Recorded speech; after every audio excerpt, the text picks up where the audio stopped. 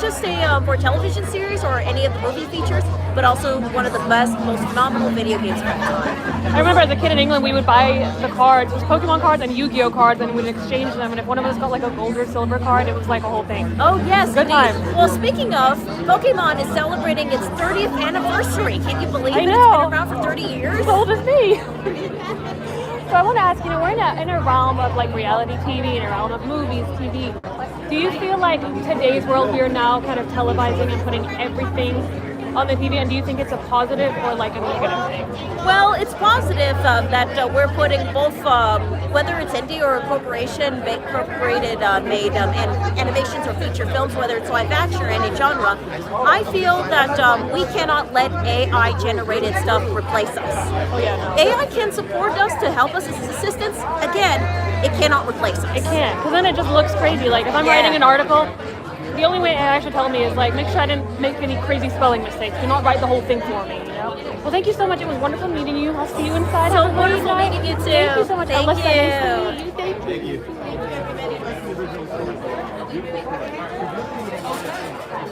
That might work.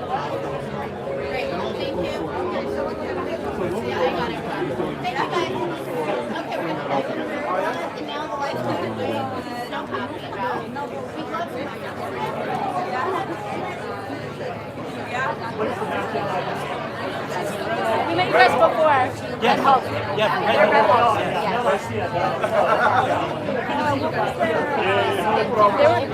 Their role, so they animated the Red Hulk.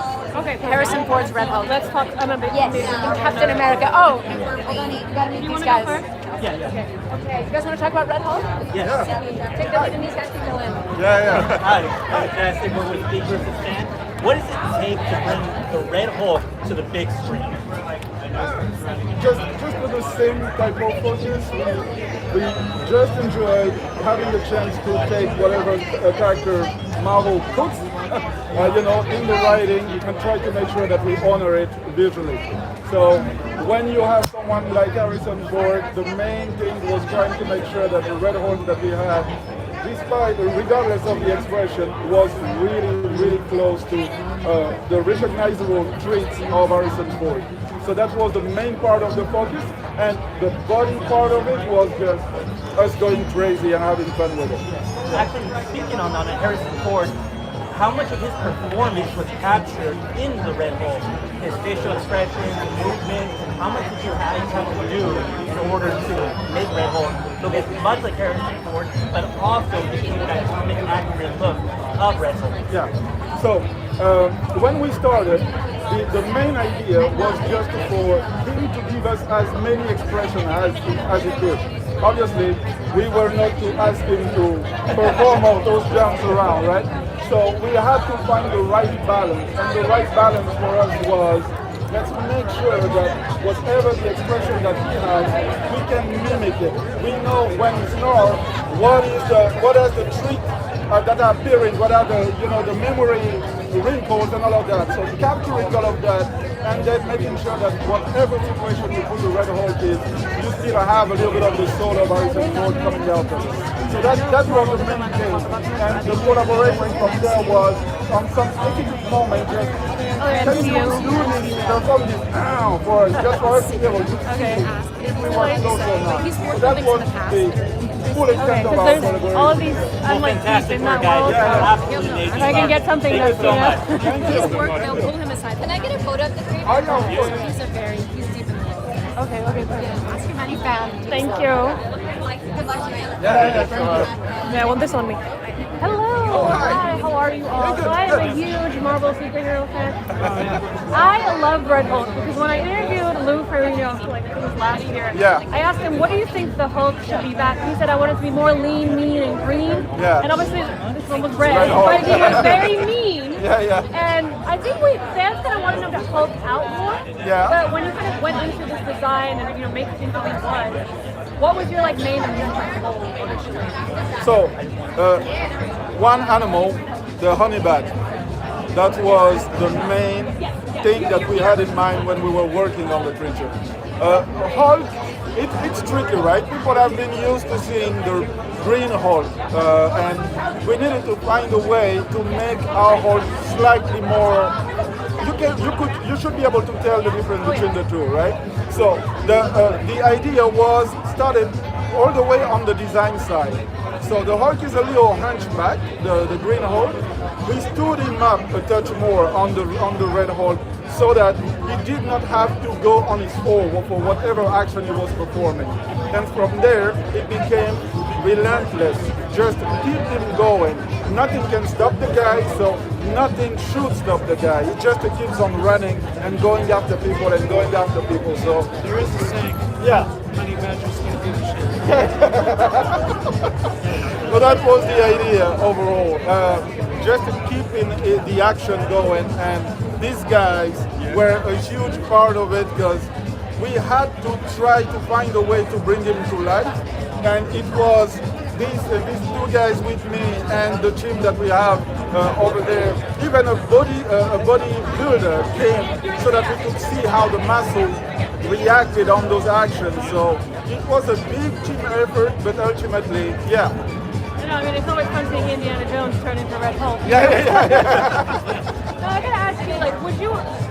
I love Captain America Brave New World. It's one of my favorite Captain America. Oh wow, okay. But some people are like, oh, we wanted to see him Hulk out more. We wanted him Hulk out sooner. But I feel like it was the build-up that made his final Hulk out even. Yeah, Well, more I interesting. want to get your like insight. Like, what do you think about that whole thing? Personally, I would like to have more. Oh yeah. Yeah, have more. How do we do that? Because I don't think he's gonna be in Doomsday.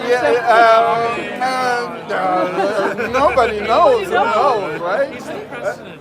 He's gotta still have some composure. I feel like that's like I didn't see a chair, but like maybe somewhere. No. We loved the idea. I think originally we were supposed to see more, but like you said, there was an intention in the build-up, really getting people to say, "Come on, let us have him now." And ultimately, the 10 minutes that we had were just a pure fun. Having him destroying the White House, having him rushing. How do you call that monument again? Yeah, the end point area. All of that was fantastic, and we really wanted to have more of him. But just the amount that we had was enough to get people like you saying, "I want to have more of him." So go to Marvel, tell them we are ready. We are ready to give it more. Yeah. You know, I mean, I've been in this world a long time. I know it's very secretive. Can you share about anything else you're working on? Maybe drop any Easter egg, something maybe people miss, just something to get us all talking on Reddit, you know? Well, the next, right? The next one is coming, right? The Doomsday is coming. So we are keeping our eyes on that one too. Keep your eyes on Yeah. Stay excited because there are good reasons for that. It's not a forced hope that I'm given because I got excited. Like Marvel science fiction. It's good stuff. It's good stuff. Thank you so much. I could be nerding out here all day. My next It's a pleasure. Thank you. See you over. Again, so I'm excited. Yeah. Thank you.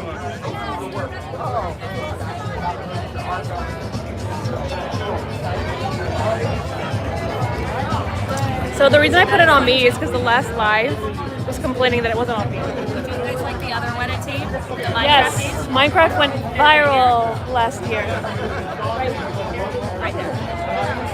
Carpet's like every 5 seconds. I've never worked with carpet where it's like there's no nations and then there's like 50 people at the same time.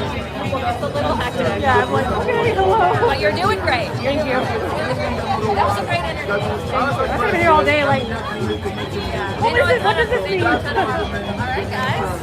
Hello. Hello. First of all, congrats on being part of one of the most like viral and made a lot of money movies of 2025. Thank you. I could have posted like I actually bought a creeper costume and I bought a Steve costume. And I What does a creeper costume look? Is it very limiting in movement? I mean, so it was just a green bodysuit in the head, but I couldn't see anything. So it was people would be like, "Is that creeper?" I'd be like, "Hi." This lady was in charge of much of the creeper motion. But you know, when you're dealing with a game that is super popular, has so many fans, part of chat rooms, Reddit, all of that stuff that you kind of have to avoid the online craziness. How do you kind of like focus on like what you're doing, stay true to the fans, and also bringing something that also appeals to people who haven't played the game, just want to see a fun movie? I think I'm always aware of like looking up reference so that we make sure we try and stay true to the fans. So, because as a fan, when I watch a movie I love, I'm always like, they would not act that way. But at the same time, you gotta try and just be an animator and think, what's the character thinking and how would they move, whatever shape they are, you know. So that's just how we do it. I think fans got really excited when they saw them first, like all the explosions and all that stuff. I think they were like, oh, this is staying true to everything. Now, is there anything you see? I mean, the movie did so well, there has to be more. Is there anything you're allowed to? Yeah, I missed the first part of that. You know, the movie did so well. Fans are like reeling for more. Is there anything you can sort of say about that? I'm just gonna look at you blankly. Somebody's gonna dissect that like this piece, and there's gonna be 5 movies. We definitely want it. It was so fun to work on. It was so fun. The best one. Yeah, so we want more. Especially when you think about like the dynamics of like Jack Black, Jason Momoa, and the entire cast, like it was just so funny. It's like you brought our childhood like stars, and then you brought like a funny IP that's a game, and you brought these worlds together, and it just made it a hilarious movie. Like, you don't have to be a third person who's playing the game, like you know, you can literally go into it. I think that was most successful. Is there one thing that is in there, maybe like a hidden Easter egg or something that you don't think fans notice, which I know they notice everything, you might be able to share? Although these fans these days, you know, we got everything. That's a tough one. I don't know if we sneakily put anything in there, but Jared Hess, the director, was always trying to put inside jokes in constantly, but they were inside jokes that the fans would get. So I don't know if it's so much of an Easter egg as much as it's just a cheeky movie left, right, and center, you know? Yeah, which is kind of what I was thinking to your earlier question, that we all had so much fun both with ourselves and with the director and the entire team that they would be there in a heartbeat if there was another. We all said that, we're like, what's happening? Are we going to do it? Watch his face. I was just going to say, we saw the fans reacting to our shots. I mean, it was so heartwarming. We loved it.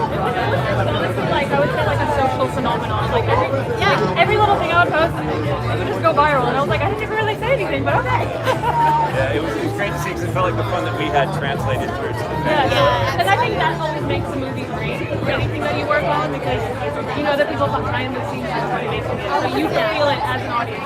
And that is the most rewarding thing we ever get, is just to see people, because you'll be doing something, you'll get giddy, you're like, oh my god, this is so funny, and then it falls flat. But like a comedian who comes up with a joke, and then the audience is like, but when they actually laugh, you're like, it works, they're funny, they're weird and nerdy like us. Yeah. That's great. Okay, I'm glad I'm not the only one. Well, thank you all, it's so great meeting you. Thank you. Hey, where are you? Your V's upside down, is that intentional? It happens in the world, okay? Get up and dance, sing, cry.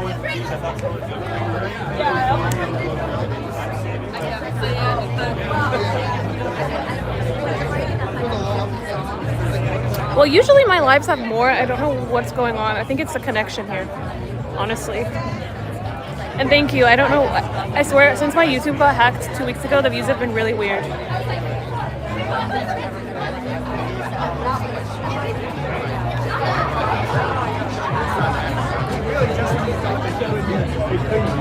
The next 3 songs come in and you're like, have bangers every time. They did.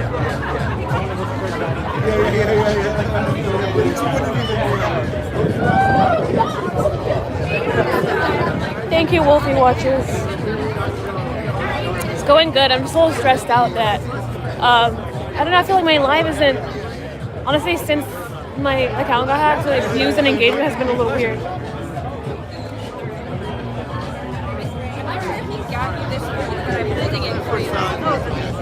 He went to get us a drink. I was like, thank you.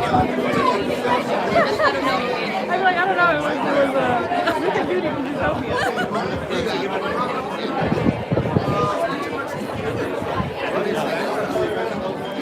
Guys, why is the live? I don't know. Yes, of course.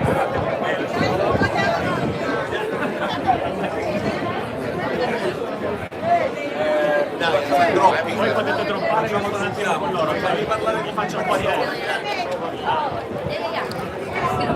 Yeah, of course. I just hang out with you there. You guys are gone. Of course, I love it. Thank you. Great. All right, you guys.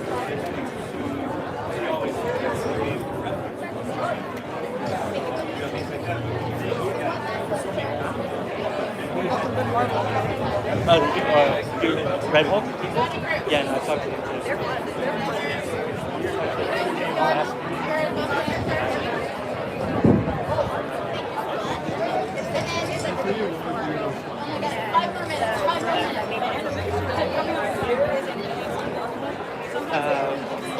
Kind of animated movie, right? Yeah, it's animation with that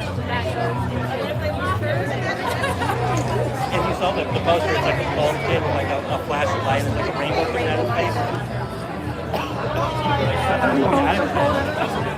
Do you want to wear the jacket? Yeah, this jacket. That's cute. Oh yeah, yeah. You want me to grab it? Yeah, you are. Okay. They only have beer and wine. Are you gonna have what I have? Yeah, all right. That sounds great. I love beer and wine. Oh, do you? Oh man. That's all I really drink. Really? You don't drink beer? I would have taken you for beer now. It is. It is, right? Yeah, you Want to drink it? You guys want it? Oh, they almost knocked back that wall. Can you fix this? Well, you can't drink wine. Yeah, I'm gonna give it to him. You don't drink wine? Is that all they have, wine? Oh, yeah.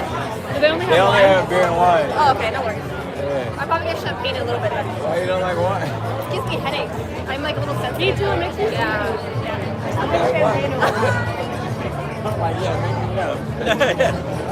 Makes me feel good.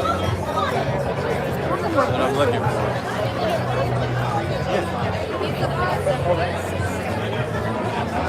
Next carpet is Scream on Wednesday. You want the songwriters and co-creators of Kindergarten the Musical for Disney? Kindergarten, the musical. The Disney show. Any nominees? They're all nominated. They got 5. No, I'm over here thinking about the musical Annie. Oh.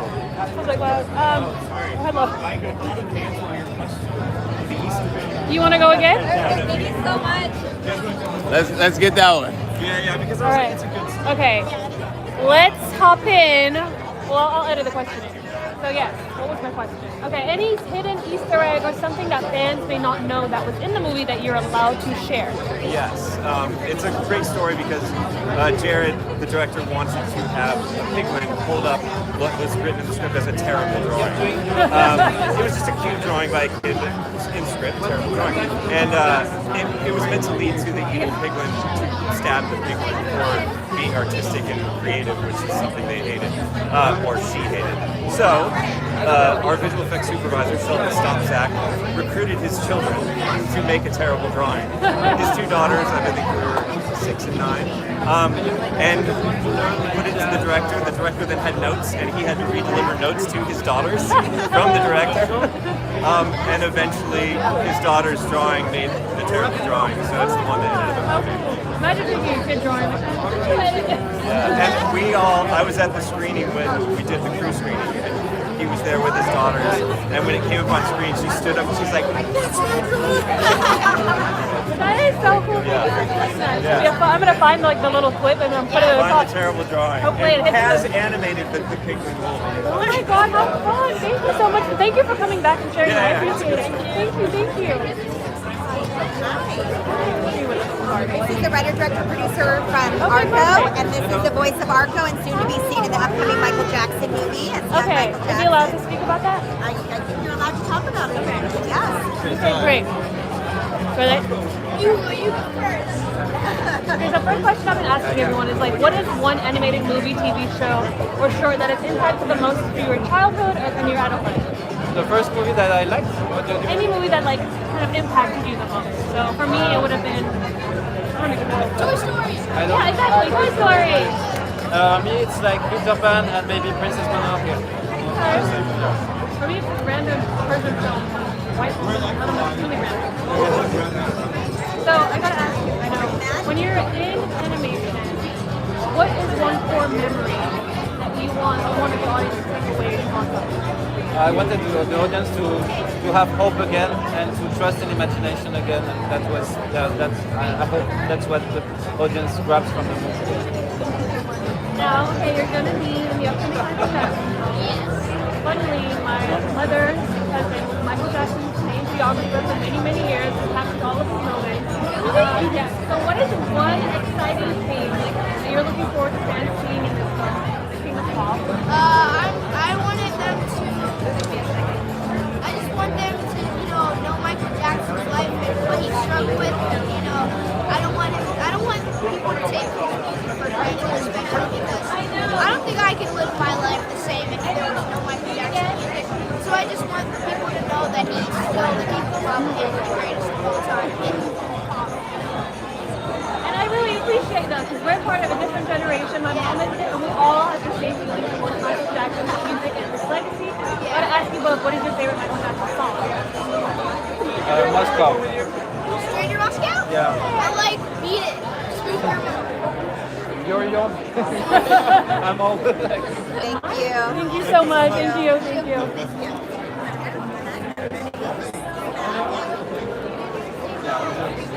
You get your food? Yeah, I ate it. Good. Yeah. I want to go find some. I don't know what's wrong with my live. Usually there's like, do you think it's the service here? Are they going to feed us inside? I know there's a party. I don't know about inside service. Started. Am I on the right Instagram? Guys, I'm gonna restart this live again because I don't know why it's not doing what it needs to do. Boy food, man. This isn't enough. Yeah, he's gonna be young Michael Jackson, huh? Teasing me. I know, I need more. Can I get your name? I realized I didn't get your info. Yes, where is my phone? My other phone. Let me give you my. Yeah, or the card. That's great. We disbanded our cards because everything was digital, but I know. so I'll give you the social pages. So this is me. I missed that. Okay, great. And then the outlet, this one. The outlet is wholetusout.com, but the Instagram is wholetusoutmovies.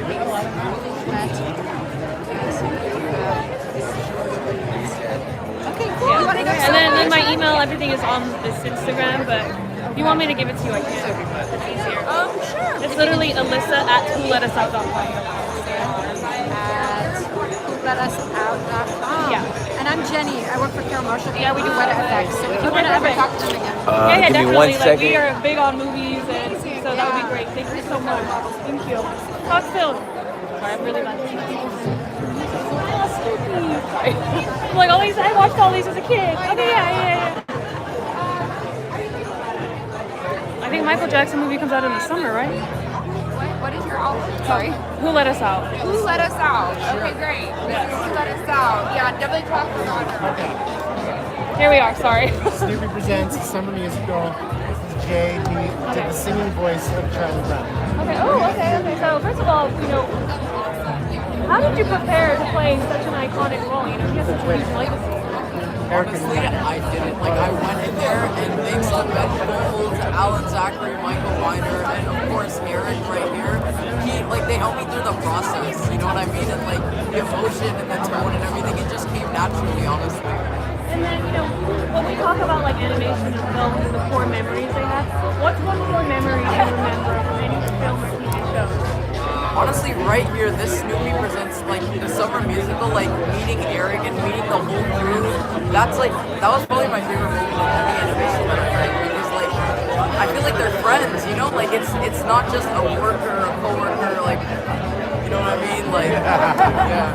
Is there anything you can speak about future projects you have coming up? That's a good one. I can say you gotta wait and you gotta find out and stay on the grind.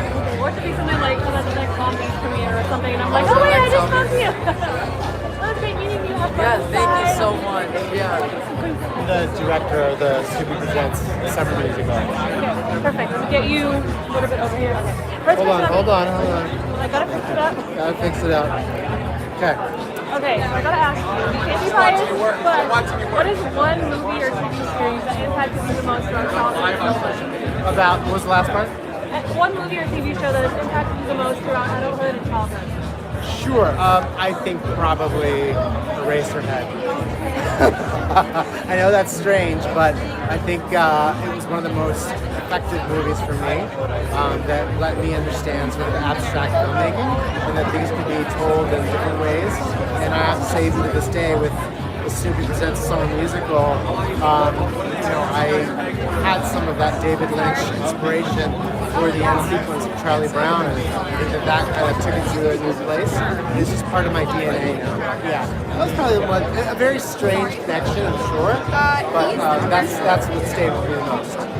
Snoopy and Charlie Brown have such a legacy. So many generations have watched it. I have my memories of my first Snoopy cousin, Charlie Brown. What's one thing that you wanted to make sure you adhered to when bringing this to fans, and one thing you wanted to bring that was fresh? Yeah, the charm is something that I really wanted to stay true to. Charlie Brown is such an iconic character, and you have to really honor that and make sure that it's going to be true to what everybody grew up with. But also, because I wanted to put my mark on it, I did change the pacing a bit, change some of the film language a little bit, and because it's a musical, it's almost by necessity that you have to do that as well. It was writing a fine line between those two. I gotta ask you a final question. What is your favorite musical ever? Blues Brothers. Yeah, I love Blues Brothers. I'm a lunatic Wicked fan over here. Excellent. Yeah. Thank you so much. Thank you so much. Bye, everybody. We actually got to call Before Christmas in Wonderland. The night before Christmas. Oh, yeah.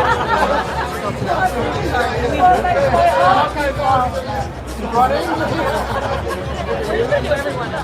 It's easier. Good? Yeah. Do you know that K-pop is No clue. I don't know yet. I was just with them on Monday, but They'll arrive. one of them went to England, so I was like, Well, maybe they might have the bathroom. yeah. Well, I mean, I think it's a lot. I have one out of 0. Yeah, the BAFTAs are tomorrow night. That's probably why. Yeah, K-pop are probably gone. Hi, how are you? Thank you. That's beautiful, by the way. But my question that I've been asking everyone is, what is one animated movie or TV series that has impacted you the most throughout childhood and adulthood? I guess The Simpsons probably, just because, it's been around for so long and kind of grown up with it. Yeah, we really have. All of us have at this point. I think when I was young, Fantasia, I went to see it at the cinema with my mum and dad, and I just thought it was so amazing, especially Sorcerer's Apprentice, when Mickey gets in trouble with the broomstick. It's just so cleverly done. And also it's such a good use of music. Music's such an important part. And then, when it comes to animation and storytelling, what's one important thing that you think is needed to make it a successful film or short or series the audiences are going to want to relate to and kind of feel at home as opposed to just watching something and leaving it behind? I think just honest emotion. If you don't care about the character and where they're going, where they're headed, it's not going to work. But it's simple storytelling at its best. It makes you feel, in your heart kind of I think good marketing is a key for making an audience. Especially today with social media. What did we do? Because obviously, I'm in this world, but it's I wonder how things were done back before I was working or whatever. I'm sorry. How has kind of the trajectory of how films were marketed and how films were shown, from then and now? Because we're in a world where it's TikTok, and then it's what did we do back then?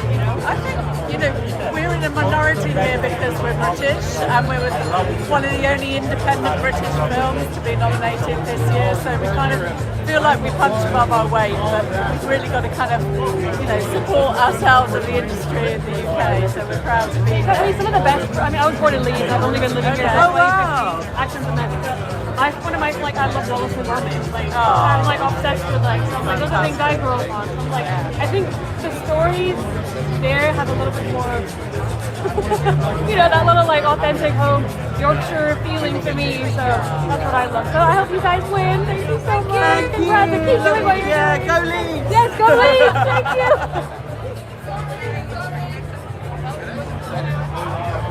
Yeah, you gonna get him real quick? Oh yeah. I have a photo of it somewhere. It's a British, but I didn't get the thing yet. Hello. Hi, how are you? First question, it'll be fun because there's a lot of, the pin, okay. So you're part of pretty much like all of our childhoods, you know? But what is one movie, animated show, or TV series that impacted each of you the most throughout childhood and adulthood? I'll start. And we can't say a goofy movie. You can't say a goofy movie. You're not allowed. No, you have to say a goofy movie. I mean, you have to. We're here because of a goofy movie. I'll let him speak first. Yeah. He's the biggest goofy movie fan. Listen, I have to say a goofy movie. Kevin Lima's classic Disney films 30 years ago changed all of our lives, and that's why we're here tonight. So that has to be my answer, and it's the only truthful answer I have. It's a goofy movie, hands down. Yeah. I'll be different. It's true. Okay, see, I like that. I like that. Cheating. So, I was born in '94, so Disney and these films were a big part of like my childhood. But obviously, like I've seen the animation from back when it was like black and white. So like now, like I love old school. But how do you continue to tell a story that's like loved by like generations and bring it to an audience today and keep it that same kind of authentic legacy and love for it? Well, classics are classics, and I think now more than ever, the power of traditional animation has a lot of importance right now. Because not just because they have AI, that's kind of like the obvious answer. Traditional animation has this beautiful thing, which is the hand that draws it, the hand that Kevin has the same, right? Like the line through the heart and then to the pencil. I was just about to say the soul of the person drawing it is kind of So I think if we're talking about a goofy movie, it's so obvious that people will still love it, and it resonates with a lot of the younger audiences right now because it has a lot of heart. So it's a father-son story, and now some of us as fathers, we're kind of like switching, right? We're like, Max, you should be a better son to your father. I gotta ask, speaking of like AI, when I scroll on Instagram, I'll see stuff and I'm like, this looked like it could have been real, but it's clearly made by AI. And when I think about, the true art of like animating and drawing with pen, even just writing a story and using a typewriter or whatever, some people are arguing like, oh, AI is still art. For you, where do you think there is a middle ground of like of both worlds, or do you think it's just like get rid of it all? I don't think we have to be. I mean, as the creative director of an animation studio, Ventura Animation Studios, based in Latin America, we do a lot of 2D and hand-drawn, and we don't feel like we should be enemies necessarily with AI.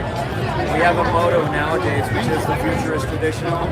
We feel like tradition must oversee innovation. Innovation must always be there, but tradition has to oversee it. It can't be just about fast, it can't be just about cheaper. It has to be about like, do we want to tell this story, and do we want to have fun doing it? Because if you take out the fun out of animation, what's the point of doing it, right? If it's automated, as a character designer myself, I would never want the AI to do the character design because I actually enjoy doing it. So, that's my take on it. Yeah, and the journey is through like the time that it takes to make that animation and the story that goes behind it. Because I feel like every animation is a story of the person who made it. Like we may not know you all personally, but I feel like we'll see something in the story. This all comes from me doing weird Pixar storyboarding at Pixar on press days, but I see like people into it. Final question is, can you tease anything about future things you're working on?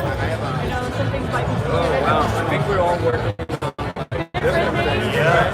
We have a new documentary project that we're going to start shooting this summer, but we can't really say too much about it, but it will have animation in it, and it's way different than not just a goof, but we're really excited about it. It's more, I would say, serious. Yeah, it's definitely a bit more serious, but... And we're working on I can talk about it briefly, but we're working on a documentary about one of the 9 old men. And that's a big deal because the 9 old men are basically like the apostles of the religion that we all believe in, which is the gospel of animation.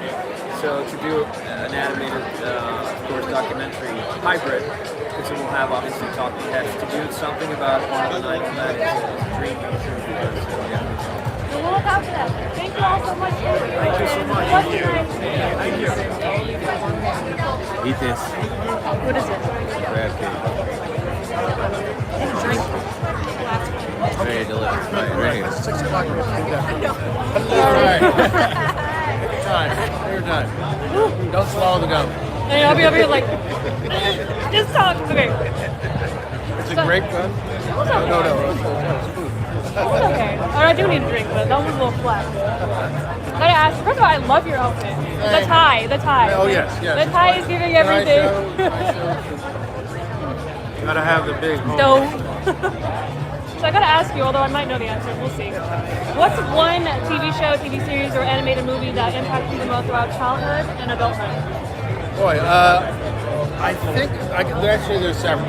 Okay, so I can't just pick one. Yeah, I know. There's the Warner Brothers, Rocky and Bullwinkle. Yeah, see, and I think one of the things that I was thinking about it on the podcast that really was kind of a really impactful, which is connected to Warner Brothers, is How the Grinch Stole Christmas by the great Chuck Jones, and that's when I really thought, oh, this Chuck Jones guy, very interesting. Yeah, Maurice Noble, that's somebody I should keep an eye on. And it was great too because it was co-directed by Benny Washington, where I later met and was teaching classes when I first got here at UCLA. In fact, I was studying animation. Benny Washington was teaching animation out of his house. Many of us went there and got a lot of great information about animating, but I heard a lot of great stories. And then later I met Chuck Jones as well, so that was great. Kind of coming back on like you, so you went here and now you're here. Obviously, I'll be telling your first award show, but like, if you could say one thing to your younger self, what would it be? Keep at it because I think you're going to like the way things are going to work out. That's always good. Now, I feel like with animated movies throughout time that children and all of us like look on, there's always a core memory or like a core message. What is the message here? Or you mean? I'm sorry. You mean on the Simpsons per se, or no? Simpsons Fortnite. Oh. Well, I mean it's Fortnite, but still. On Fortnite.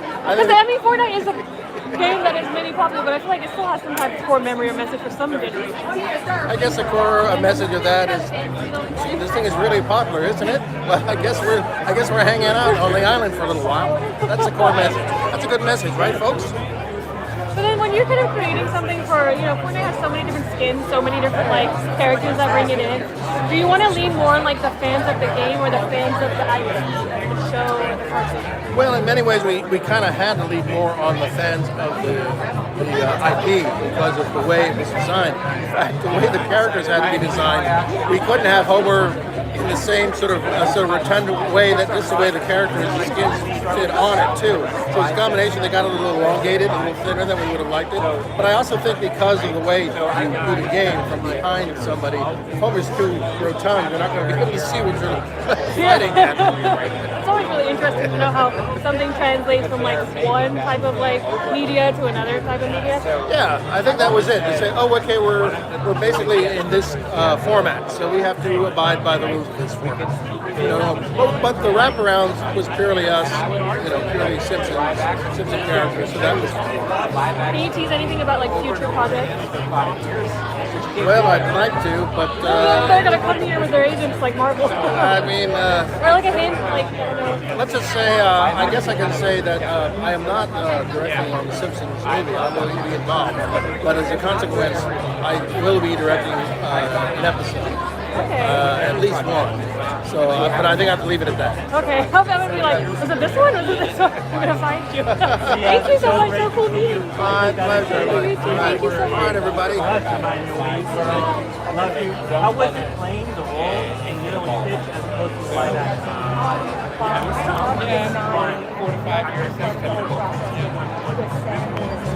I don't know why my live is not getting that many views. It's like 7 views. Freezing. So during that workshop, I'm going to go in the room. During the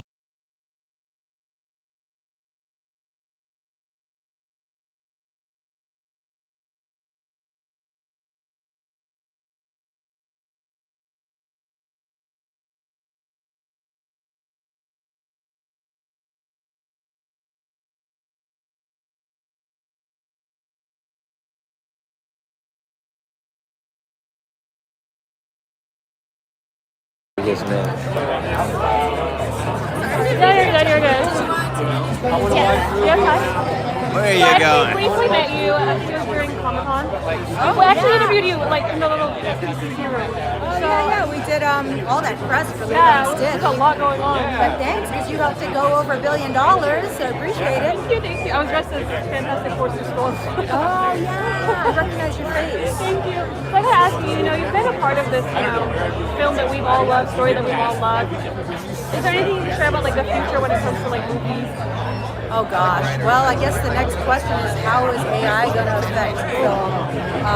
But I see a lot of stuff, coming down where people that couldn't afford to put a movie together are able to make their first film for very little money, and creatives are still going to be the ones coming up with the ideas, and hopefully it'll help me become a filmmaker. But I want to shoot it in Hawaii for real, so. I might not be a good person for that. Yeah, Hawaii is my favorite place. I want to move there so bad. It's the only place I feel like free almost and like in touch with like nature. And I love nature. What type of stories do you want to tell? I'm working on a movie about homelessness in Hawaii, and it's very close to my heart because a lot of local Hawaiian people are one paycheck away from being homeless.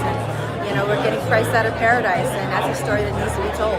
And it's very sad because it's like those are the people of Hawaii. They need to be the ones who start to get their home and everything. It's capitalism. It's the world we have the modern world. I don't want to keep you. I know you got to go in. The last question is, what is one? You've been a part of the Lilo and Stitch history. We all love you. What's one core message or memory that you personally took away from being a part of that franchise? I learned how hand-drawn animation can have so much emotion and really touch your heart. It's not just a picture, it's not just a cartoon. The artistry of the hand-drawn animation is alive, and it's incredible how much it can make you cry. I love being part of the film. Thank you so much. It's great seeing you. Thank you. Aloha. Thank you. Have a wonderful